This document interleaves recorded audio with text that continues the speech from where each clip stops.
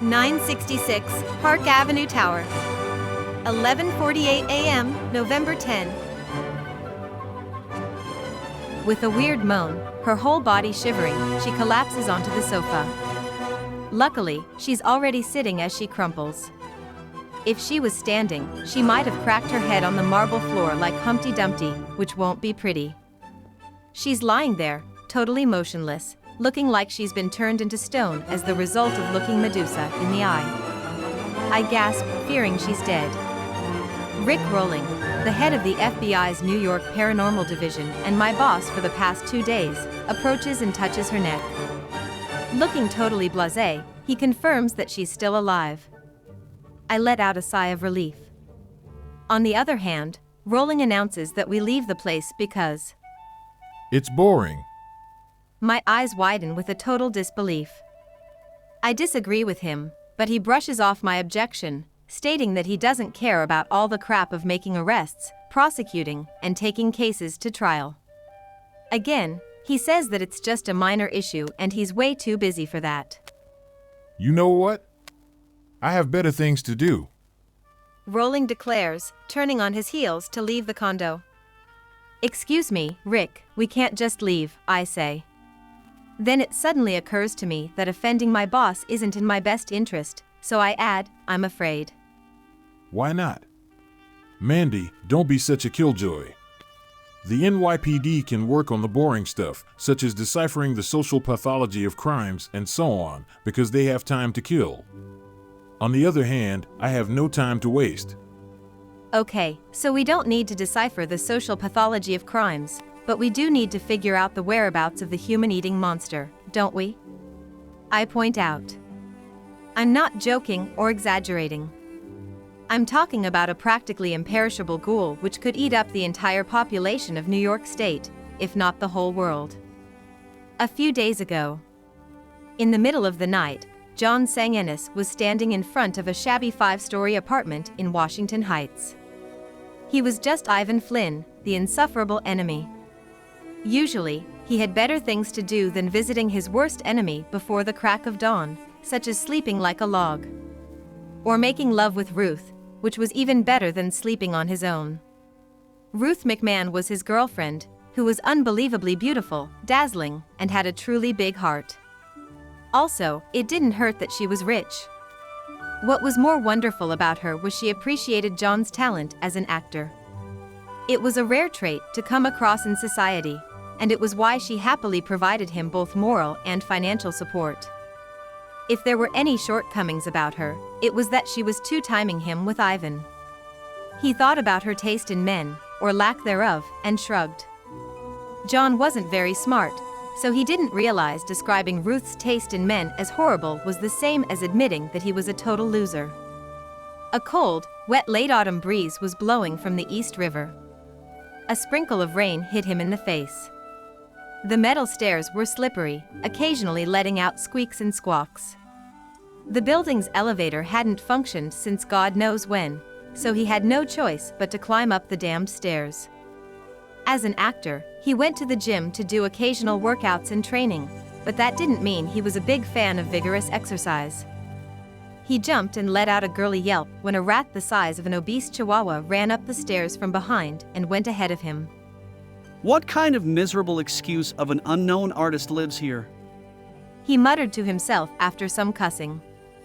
As he approached the 3rd floor where Ivan lived, John remembered his last exchange of words over the phone with his enemy, and being annoyed so greatly that he almost felt like his blood flowed backward. About 30 minutes ago, he received a strange phone call from Ivan. Getting a phone call from him was a rare event, mostly because the feeling of hate between the two of them was mutual. Both were Ruth's kept men, and both were trying their best to convince her that the other guy wasn't worth her time or money. Hey, John the loser, I've got bad news for you. Ivan declared as soon as John picked up the call.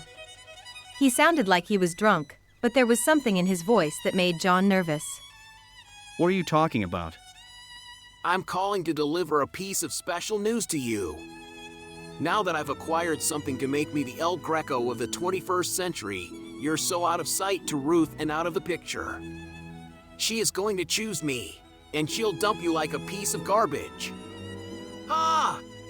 Why don't you curl up in the corner of your tiny apartment and cry like a little girl? Then the line went dead. Immediately, John rushed from his apartment and took a cab to Washington Heights. He was determined to confront Ivan and beat him till he cried like a baby. As soon as he reached apartment 312, he banged on the door. Who's there? Ivan demanded from inside. It's John! Open up! No way. Stop bothering me. Just leave. No, I won't. I won't just leave until I get to talk to you face to face. I have nothing to say to you. You have to leave, or else I'll call the cops and have you. What? No!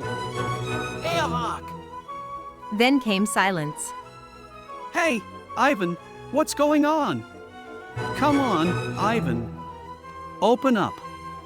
You can't fool me. John yelled at the door, but again, no reply.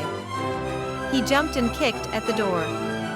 The worn-out door made of a thin veneer wood panel broke easily. John fell onto the cold concrete corridor. Oops. John expected Ivan to come out of hiding, yelling at him, but no one came from inside. Something wasn't right. He got up and reached for the now broken door. It was locked, but he could put his hand inside to unlock the door. Hello? Ivan? Sorry about the door. Ivan? What the hell? There was no one in the room. It was a tiny, one-bedroom, matchbox-sized apartment. A 30-inch by 40-inch painting was sitting on an easel. It was nothing fancy. The whole background was painted in an assortment of dark, boring, and depressing colors. The only part that caught his attention was the large blank area in the canvas. It looked as if whatever was portrayed had run out of the canvas and vanished. On the side of the canvas, the title GHOUL was written in pencil. Glancing down, John gasped as he spotted an assortment of men's clothes, including underwear, heaped on the floor, as if someone stripped off those garments and left. Or whoever had those garments on had disappeared like smoke. Hey, Ivan! John searched the apartment for his rival, but he couldn't find any signs of him. He glared at the heap of clothes in front of the canvas for a while. Then, out of the blue, he kicked the garments.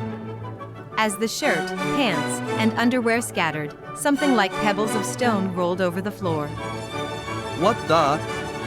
John picked up a piece. It looked like a tooth, small, white, and hard, with a metal bolt on the base.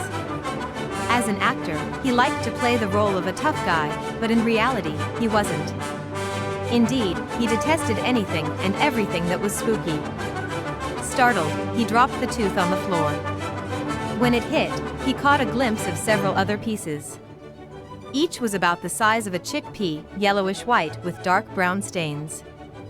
The moment he realized the stains might be blood, John passed out and dropped on the hard floor. What on earth is going on? And how did I end up in this dead-end job with an absolutely intolerable boss who seems to have a special talent for making me want to pull my hair out? Stay tuned to find out in the next episode. If you can't wait, you can check out the book from the link in the description. Thanks.